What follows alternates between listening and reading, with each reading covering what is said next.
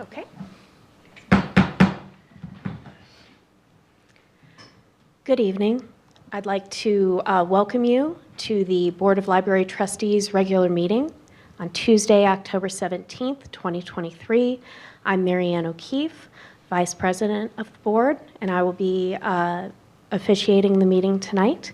I'd like to open the meeting with a call to order and a roll call, please. Yes. Trustee Cox? Here. DiLorenzo, present. Trustee Nealon? Here. Trustee O'Keefe? Here. Trustee Senate is absent. Trustee Summer? Here. And Trustee Fishman is not present. Thank you so much. The next item of our agenda, please, is public comment. Meeting attendees who have signed the visitor public comment registration form and who wish to address the Board of Trustees may do so now. As there is no one who will be addressing tonight, we can move forward. The next part of the agenda, please, is we'd like to review the draft of the September 19th, 2023 regular board meeting minutes. If you'd like to look to those minutes and if there are any comments or corrections at this time. No comments. No comments and no corrections from the board? Any discussion? No. Okay. If I could have a motion from one of the board members for approval of these meeting minutes? I move approval of the September 19th, 2023 regular board meeting minutes as presented. Second? Any additional discussion? Okay. Roll call, please. Trustee Cox? Yes. Trustee DiLorenzo, yes. Trustee Nealon? Yes. Trustee O'Keefe? Yes? Trustee Summer? Yes. And Trustee Senate and Fishman are not present. So we have the motion for the approval of the September 19th, 2023 regular board meeting minutes made by Trustee Summer and seconded by Trustee DiLorenzo, and the minutes have passed. The next portion of our meeting, please, is a presentation. And we have a gentleman from the firm of Lauterbach and Amen, and he will do the annual audit presentation for 2022-2023. Good everybody. evening. Good Good evening. evening, Riley. Thanks for being here. Of course, yeah. On your agenda, it might have said Brad Porter. I'm taking his place here tonight. My name is Riley Martin. I'm an audit manager with Lauterbach and Amen. I've been with Lauterbach and Amen for about 3 years, and although I didn't work on this year's audit, I've worked closely with Brad and the rest of the team that was on the audit this year, so I can try to attest for as much as what's in the report today as I can. First off, I want to say thank you to Anthony on behalf of Brad, who couldn't be here tonight, obviously, and Farhan and Amy, who are both the audit staff that worked on the audit this year. They want to say thank you for all your help in making the audit go smoothly. We always like to say that the audit is a two-team game. We try our best, but at the end of the day, it has to be the client that comes through, and we work together to make sure that the audit gets finalized on time and whatnot. So thank you again for all your help. So for the meat and potatoes as to why I'm here tonight, there are 3 documents that we usually issue as part of our audit package. The first one being our statements on auditing standards. It's just our regular black and white text document here. This statement on auditing standards, SAS letter 114, just kind of communicates with the board what our responsibilities are as the audit firm and what Anthony's responsibilities are as management here at the library. It also kind of touches on a bit of whether or not we had any disagreements or difficulties with management throughout the course of our audit, and that could relate to any disagreements in significant estimates, or if there were any corrections that were not corrected, that were one of our things that we've kind of recommended. But I'm pleased to share that there were no disagreements or difficulties with management in the course of this year's audit. The second document that we always issue, and I guess the main reason as to why I'm here, is our annual financial report for the year ended June 30th, 2023. If I could turn your attention to the first page of that document. The first page in there is our audit opinion. As our job as an audit firm, we are required to give an opinion on the financial statements, and it's Anthony's job to prepare the financial statements and make sure that they're materially correct, and that's what we are looking for. You can see there in the second paragraph, under the opinion section, it says, in our opinion, the financial statements referred to above present fairly in all material respects the respective financial position of the governmental activities, each major fund, and the aggregate remaining fund information for the Wilmette Public Library District for the year ended June 30th, 2023. This is the cleanest opinion you can receive, an unmodified opinion, or a clean opinion is what we like to call it.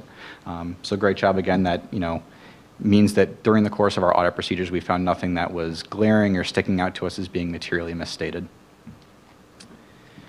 If I turn your attention now to pages 4 through 10, I know that the financial statements are not the most enjoyable thing to read, so if I can give you any light reading for tonight or for maybe later this weekend, I would really heavily suggest looking through the management's discussion and analysis. This is a lot of work that Anthony's put in to make sure that the statistics are correct, and there's a lot of very helpful charts and graphs that kind of walk through the financial information in the back of the report into this 5 or 6 pages. So I think that is a great light read, if I could really suggest you to do that. And finally, I'll turn your attention to page 16.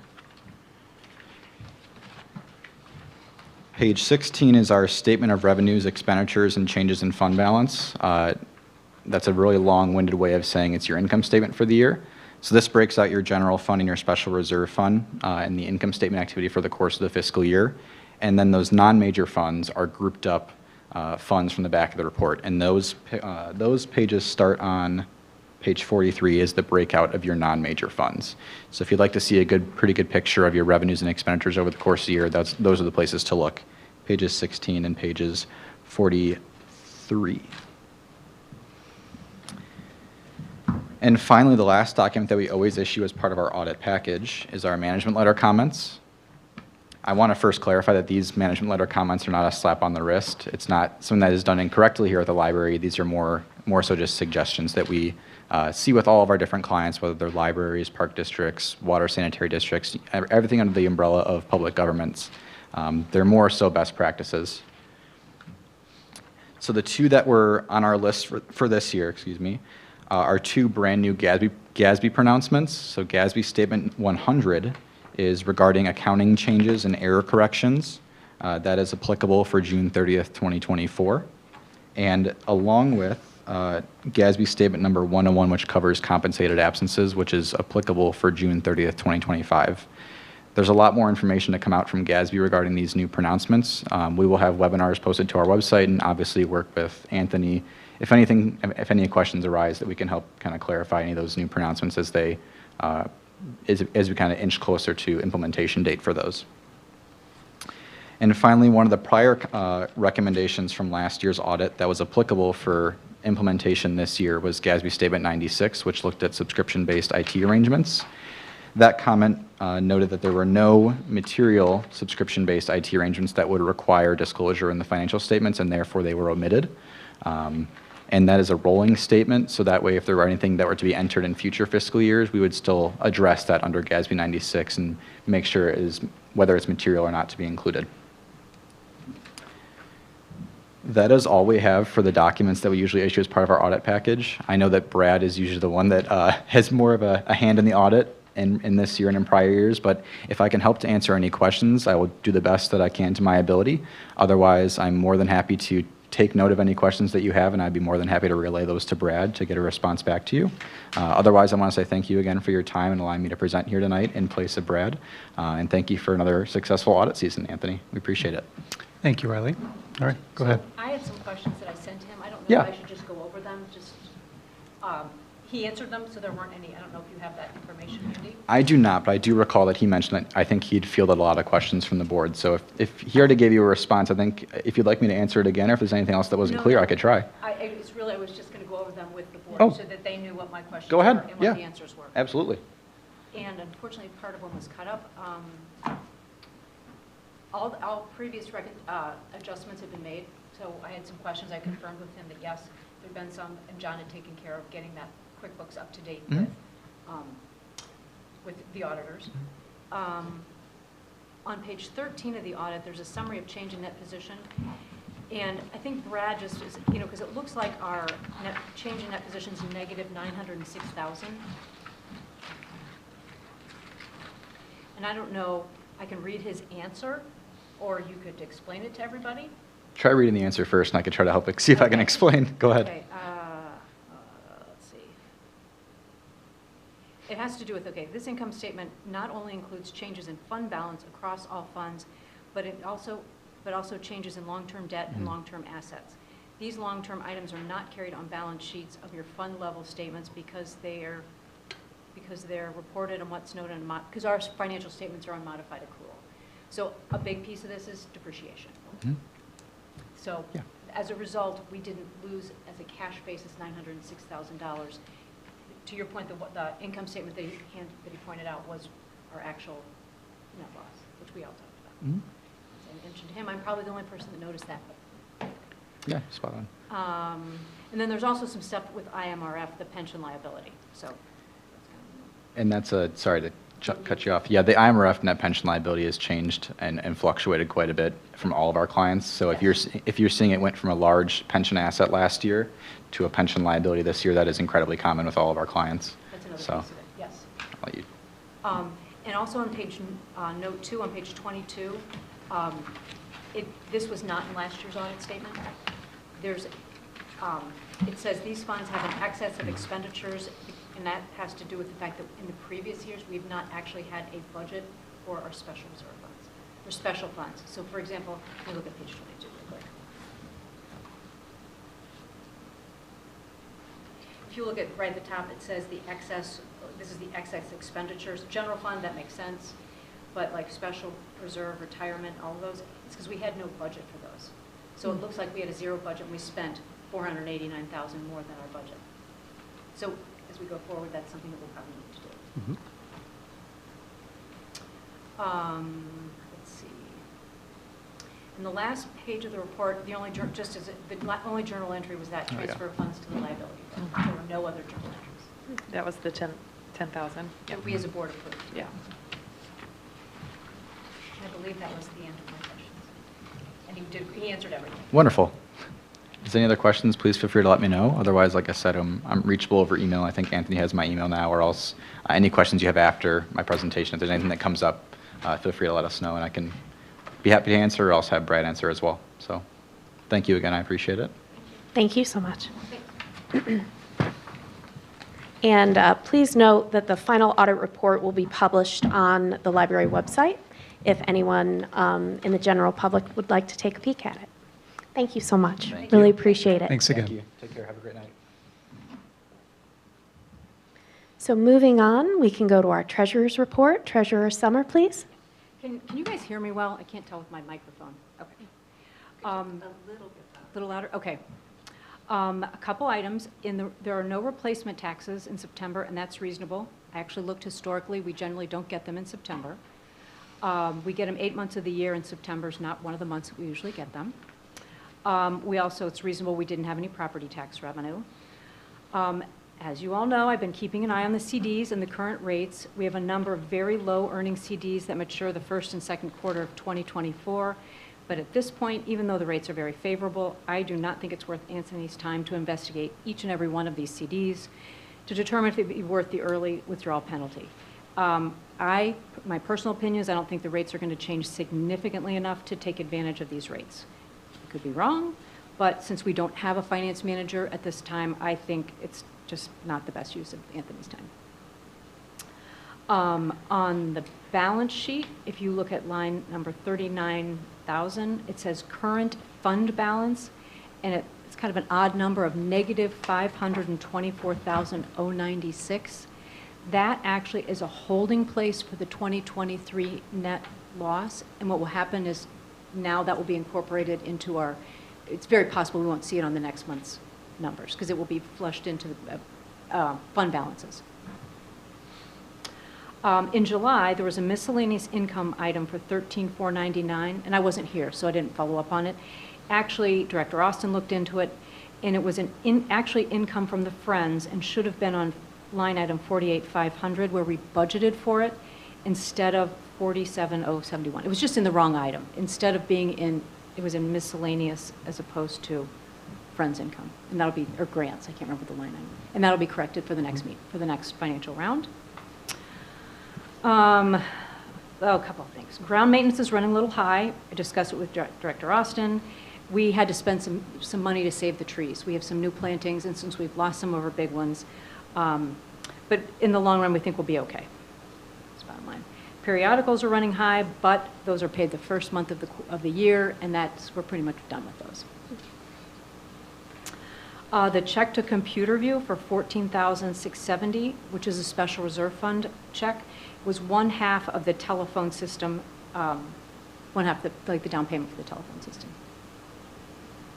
And then lastly, in the check listing on pages 2 and 7, the check detail, there are 2 checks to ComputerView for $20,600. And the second check replaced the first. The original check came up on our positive pay list as potentially being passed as fraudulent, and so they were canceled and reissued. And it was a false positive, but we're grateful for the service which caught that. That's it. Does anybody have any questions? Comments? Check questions? All right. We appreciate your detail. Yes. Thank you. You're welcome. Is there a motion for move and approval of the bills and salaries and check detail? I move approval of the bills and salaries check detail for September 2023 as presented. I second. Any further discussion? None needed. Roll call, please. Trustee Cox? Yes. Trustee DiLorenzo, yes. Trustee Nealon? Yes. Trustee O'Keefe? Yes. Trustee Summer? Yes. Trustee Senate and Fishman are not present. Motion for approval of the bills and salaries check detail for September 2023 made by Trustee O'Keefe and seconded by Trustee Nealon. Thank you so much. Oh, excuse me, Trustee Cox, excuse me. Moving on, we can go on to the action items. Resolution number 2023-24-214, National Friends of Libraries Week 2023 proclamation. Would you like to address this, or would you like me to read it and then we can discuss it? Sure, let's do that. Okay.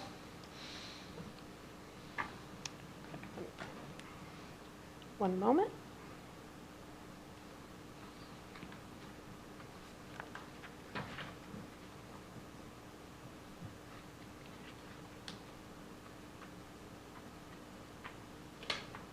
Hard time finding it. Anthony? Thank you so much. So, I will be reading the Board of Library Trustees of the Wilmette Public Library District Resolution Number 2023-24-214, National Friends of Libraries Week 2023 proclamation.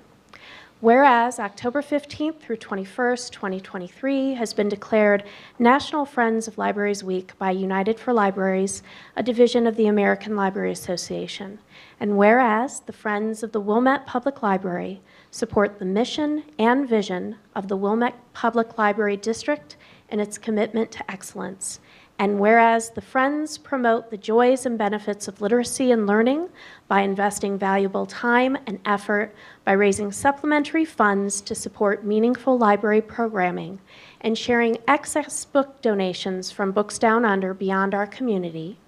And whereas the work of the Friends highlights the fact that our library is the cornerstone of the community, providing opportunities for all to connect with the thoughts and ideas of others from ages past to the present.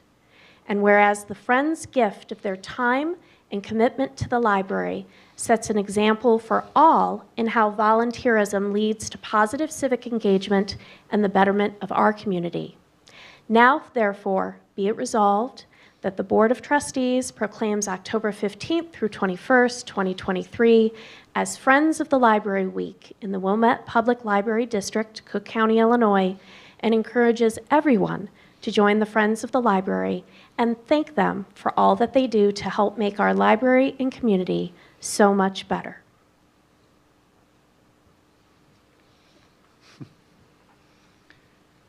Director Austin. I think the resolution states it very clearly that the Friends of the Wilmette Public Library are a valued asset to our community. The Friends of the Library have the only bookstore in the village of Wilmette, operated here in the lower level of the library. And we encourage our community to gather around the Friends and come and experience all of the resources that they provide to us, both through BDU, as well as the ways in which they support the library's continued programming, whether it be through our author events, our reading clubs, as well as their efforts to extend their resources beyond the Wilmette community to help sponsor programs and events through their fundraising throughout the Chicagoland area. They make donations that range far and wide, including going through a number of their donations to evaluate items that they've received that may be of a benefit to other organizations. They found very valuable resources that they've donated to the Newberry Library and Northwestern University just this year. The Friends of the Library, through their volunteerism, really extend tremendous service back to our community, and we're greatly appreciative for the support that they've continued to provide us.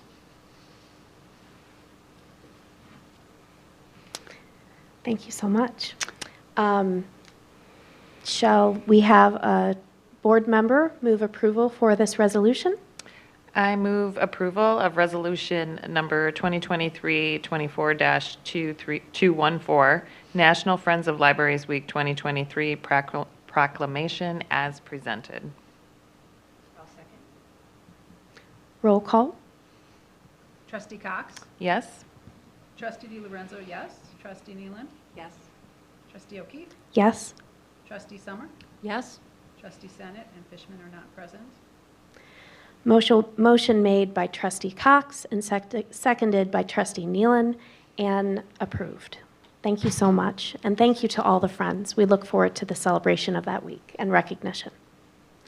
Next action item, please, is the holiday closings for calendar year 2024.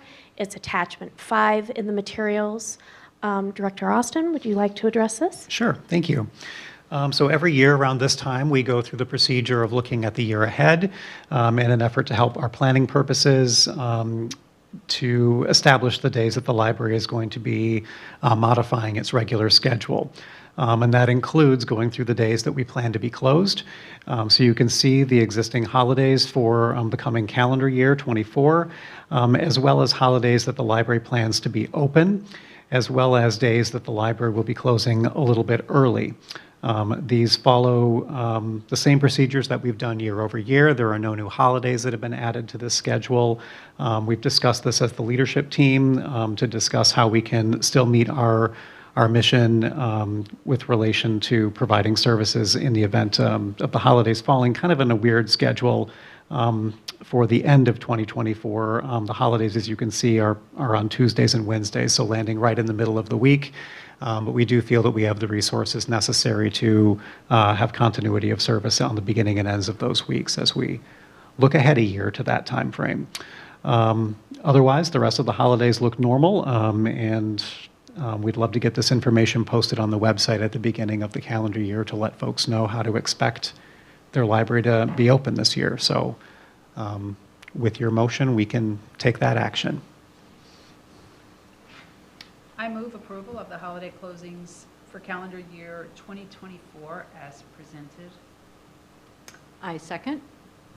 Any discussion or comment? Okay. Roll call, please. Trustee Cox? Yes.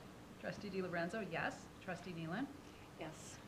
Trustee O'Keefe? Yes? Trustee Summer? Yes.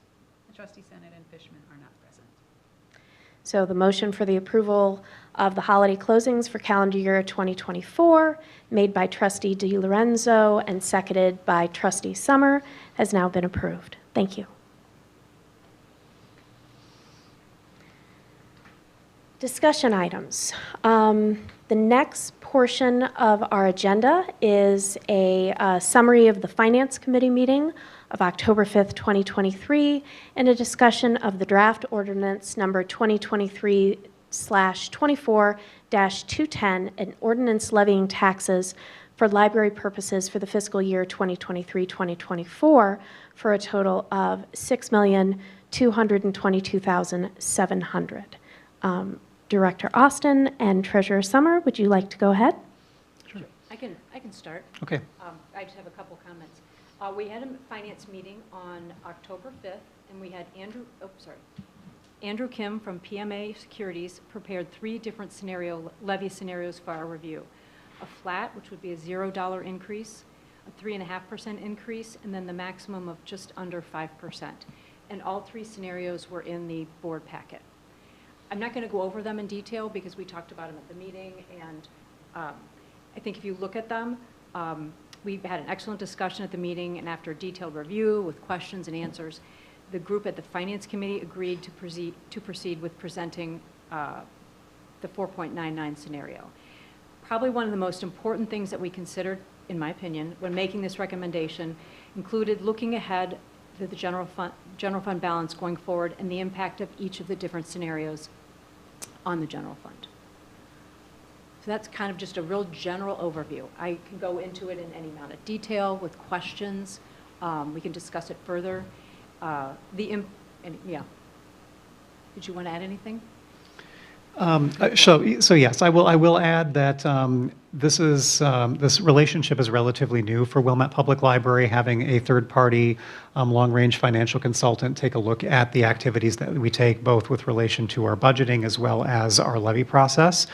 We commenced this engagement with PMA in 2021, and so for the past 3 years, we've been able to analyze what the impacts to our levy is on a long-range picture.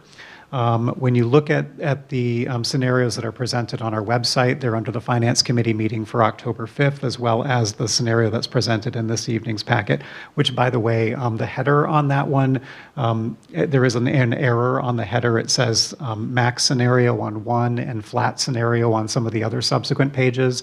they're all the scenario that is a 4.9% increase, which was discussed at the meeting. The numbers do differ ever so slightly from the documents that were presented at the October 5th meeting. However, the core outcomes are the same as presented on these documents. But what you will see as you kind of leaf through the documentation is you'll see that there's our policy states that we are to retain 6 months to 1 year of our operating revenue in our fund balances. And we've done a good job with that policy in establishing that in the past couple of years and looking ahead. And right now we're in compliance with our policy.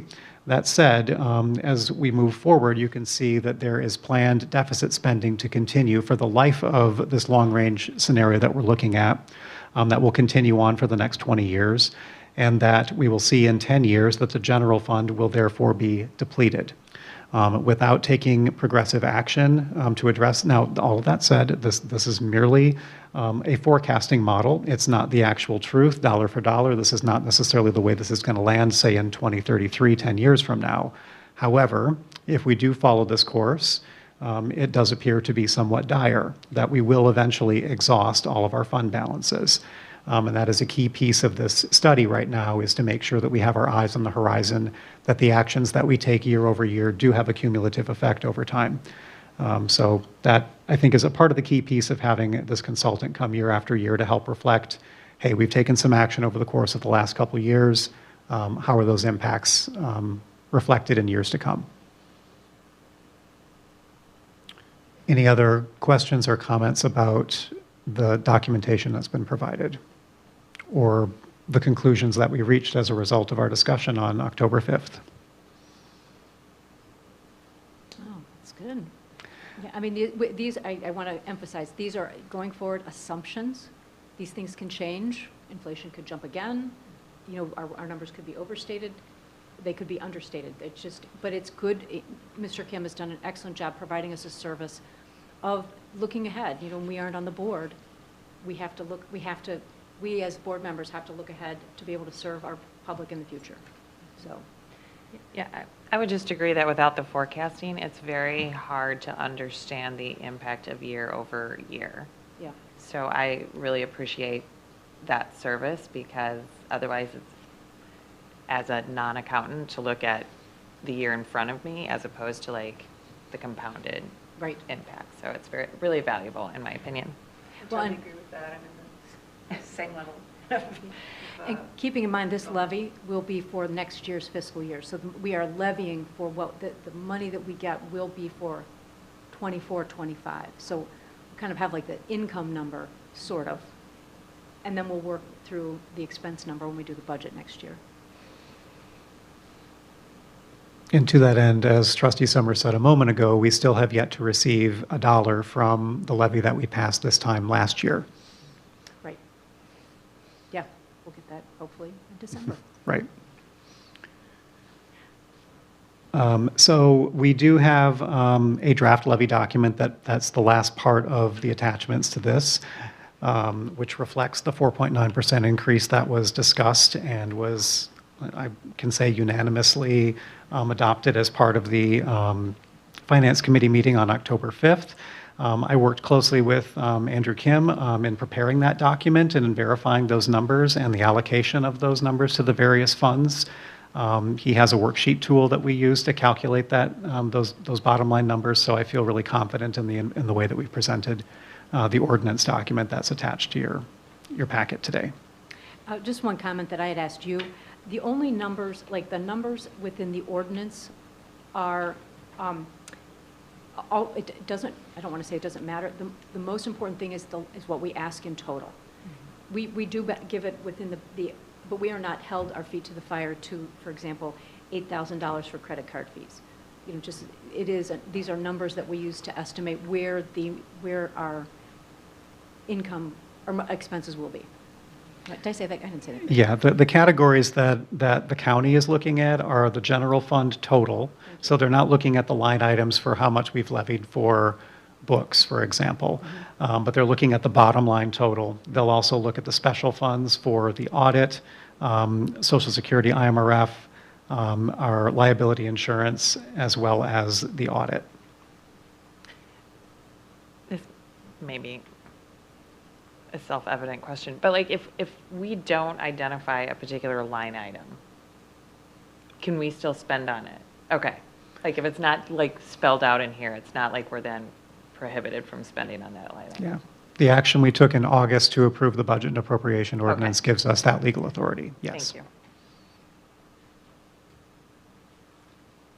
I guess another comment that I'll make on this, just so that we're aware, in discussing with Andrew with relation to our fund balance policy, looking at the special funds, the funding for IMRF Social Security is, the performance there is pretty strong. So we felt that we could levy a little bit less this time around and allocate those funds more appropriately to the liability insurance line, which we're still trying to play a little bit of catch up since we took those general fund dollars back into that line item.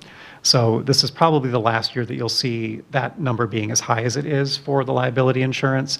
But we need to establish a bit of a balance in that line item before, because we're going to have about $70,000 worth of expenditures in there, and we don't have anything in there right now. That's that $10,000 that we moved over to make that line whole. I think that summarizes the key yeah. points that I wanted to address. Any other questions, comments?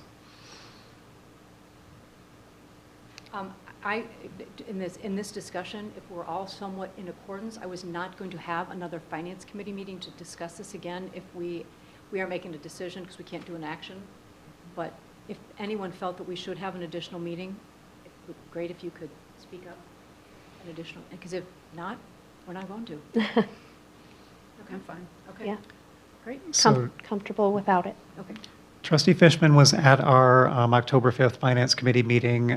Finance Committee member Trustee Senate was not present, so I will make sure, along with Trustee Summer, to inform Trustee Senate about what our discussion was and to catch her up about the details that we've discussed here, so that she's confident going into the meeting next month. Great. Thank you. Moving on, Director's report. Is it technically, can I make one comment about the audit that I meant to make? It's a big plus, I forgot.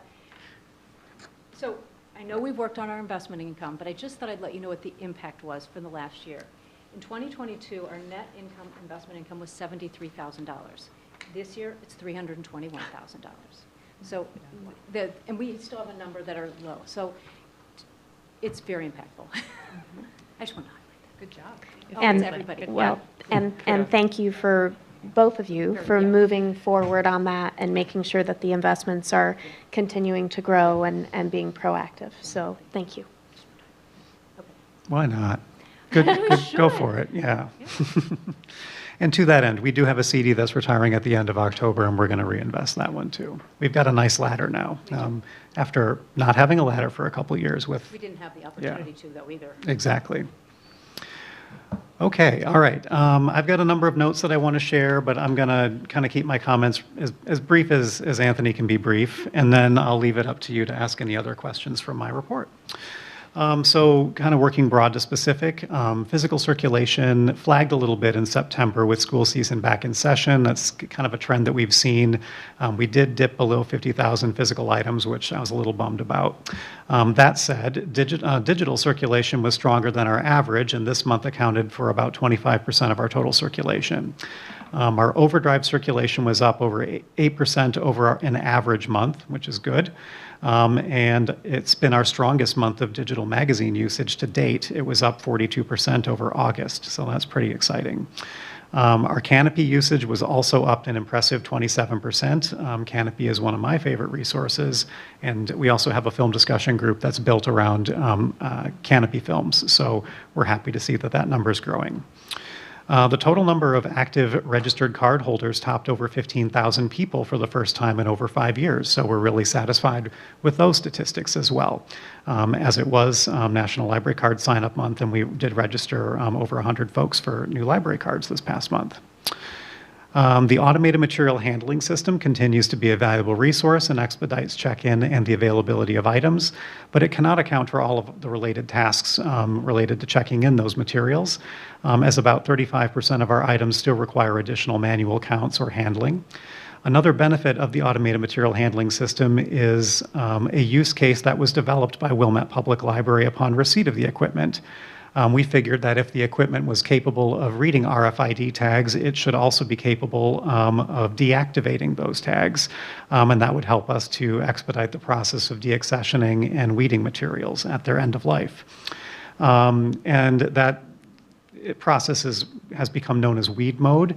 And this past month, that function was down for a period of time and required us to go back to the way that things used to be before we had the automated material handling system. And boy, did we learn to really appreciate it, because it kind of brought things to a bit of a crawl. But a number of staff helped to step up and help move those items along manually as we used to do that. That said, thankfully it's back up and running again, and we're still running our weeded materials through it, but we're really happy with that investment that we made in the RFID equipment. Staff across multiple departments this past month participated in several outreach and community engagement events, including regular school and preschool visits, as well as representation at the Wilmette Block Party on September 9th, and as part of Kenilworth's Food Truck Mondays to provide advocacy and awareness of our contractual services to the Kenilworth community. On the programming front, the Stories of Exile programming series continued this month. Presented as the result of a grant awarded to Wilmette Public Library and 27 other public libraries across the country by the Yiddish Book Center. The library is focusing on Yiddish literature as a lens to reflect upon the experience of exile, displacement, and migration shared across cultures and throughout history. The library is hosting book discussions of 3 translated Yiddish titles hosted by scholars of Yiddish literature. Additionally, we bridge these conversations by discussing a 4th title from another displaced community, and that title is The Painted Drum by Louise Erdrich, and we're having that discussion on November 14th. We had another Yiddish program actually earlier this afternoon, and I think one of our trustees attended that. I did. It was excellent, and it was, I forget the name of the book was, Landing, anyway, it was very well attended, and it was very engaging. Rachel, who is, I don't know what Rachel's last name is. Garcia. Garcia, led the discussion with a professor from University of Chicago. Excellent presentation and very engaged community. Lots of questions, lots of back and forth, so it's really good. I would highly encourage you to go to another one. It was very enjoyed it. Programs continue through December, and the tour of the Yiddish Book Center, that event is posted on our YouTube page if you'd like to go back and check out that program as well. We've done a bit more extension this month as well, investing in community partnerships and exploring services as resources to communicate to seniors were 2 priorities in September for our senior services librarian, Jill McEwen. Our teen librarian, Krista Hutley, is also investing time in promoting the same for teens. Both of those are in support of our strategic plan initiatives to better serve those demographics.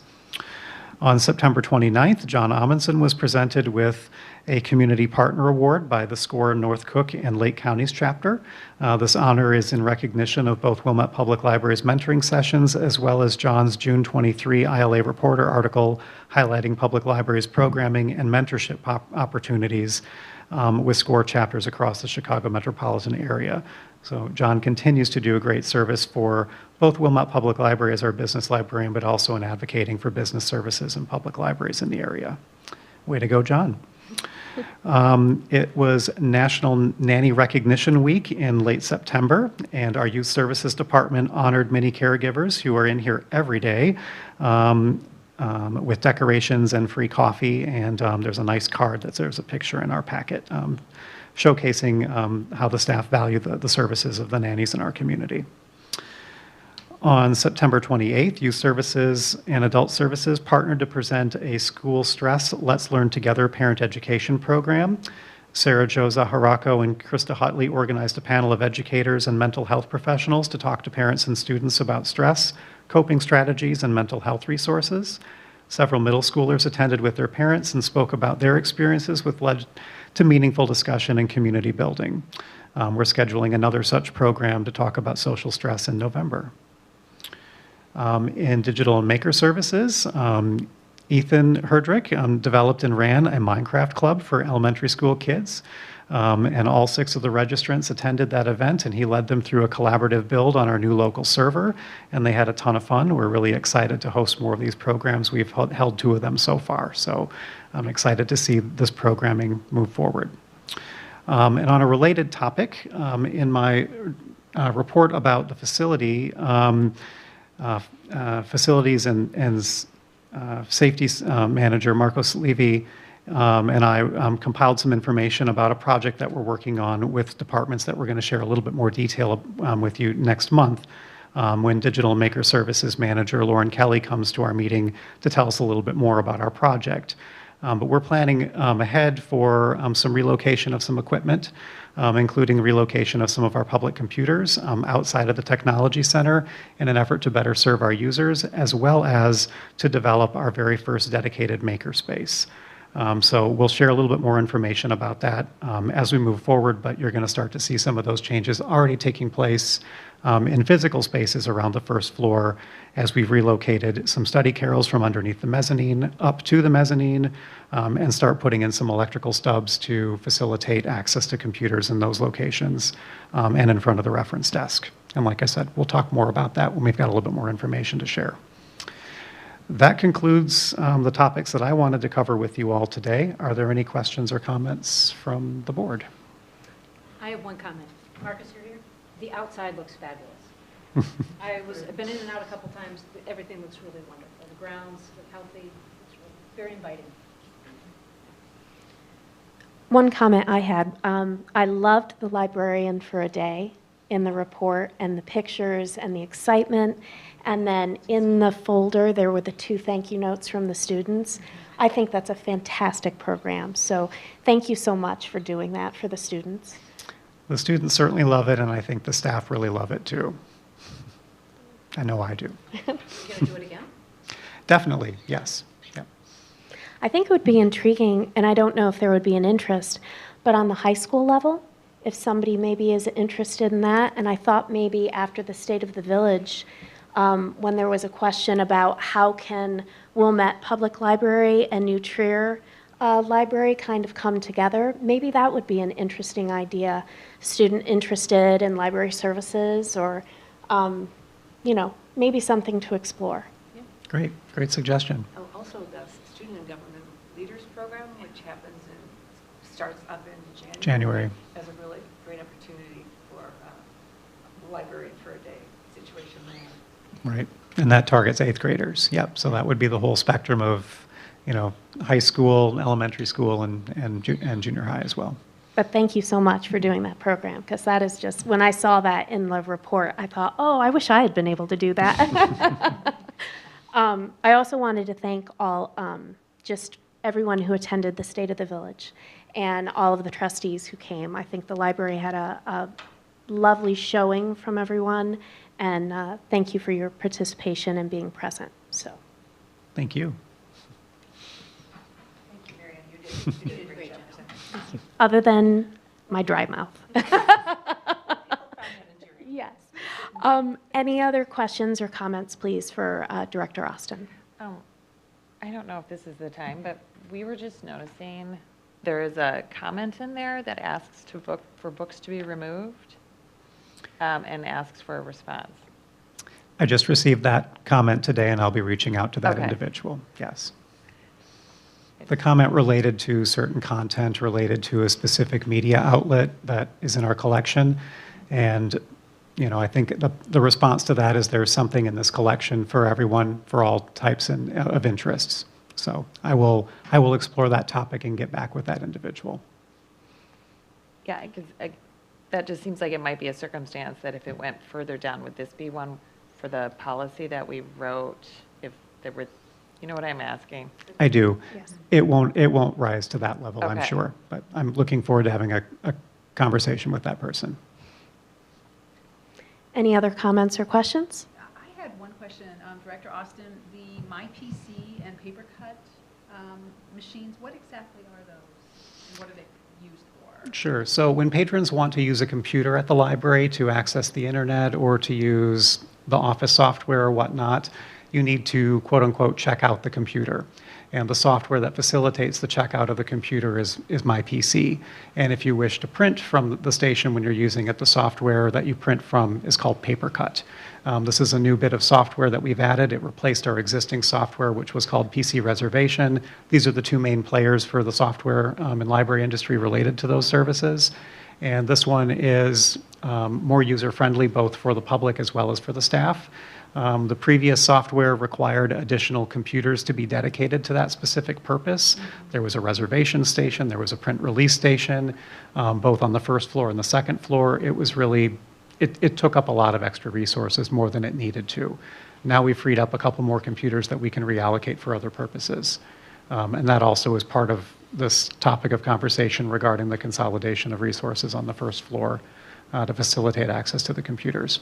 That we'll talk a little bit more about next month. But yes, that's what that new software is. It's up and running. And I encourage any of you, if you'd like, to try checking out one of the computers in the tech center to become more familiar with how the patrons are using the computers in there. Does that answer your question? Thank you. Okay. Any other comments or questions? Moving on to the next portion of our agenda, ILL Rails updates, Trustee Nealon and Director Austin. Well, the only thing I would note is exactly what Director Austin already noted, which is that the ILA annual conference will be held. Oh, I'm sorry. Will be held on the 24th and 2 through 26th in Springfield. So there's a link that you can look up as well. Anyone from the library attending that Rails conference in the latter portion of the month? The ILA conference? Yeah. I don't believe that we're sending a delegate to Springfield. So not this time. That may be a virtual component. Oh, I'm sorry. There is, Krista. Krista's on a panel, so she's, yeah. Great. Thank you. Any other comments or questions regarding that? Intergovernmental Cooperation Committee update, Trustee Nealon. Meeting is October 25th. We have 3 interested trustees, myself and Trustee Summer and Trustee Senate. So Do you know where it's going to be yet? it's usually at Mellon Crowd. It's not confirmed yet, but it usually is, yeah. Thank you. Moving on, communication. Please note that there are various comments from the suggestion boxes were distributed tonight at the meeting and have been reviewed or will be reviewed by the trustees. And then, let's see, do we have any new business at this time? As there is no new business and we've concluded our agenda items, shall we adjourn? I move that this meeting be adjourned at 7:20. I'll second. All in favor? Aye. Aye. Thank you so much. Thank you all.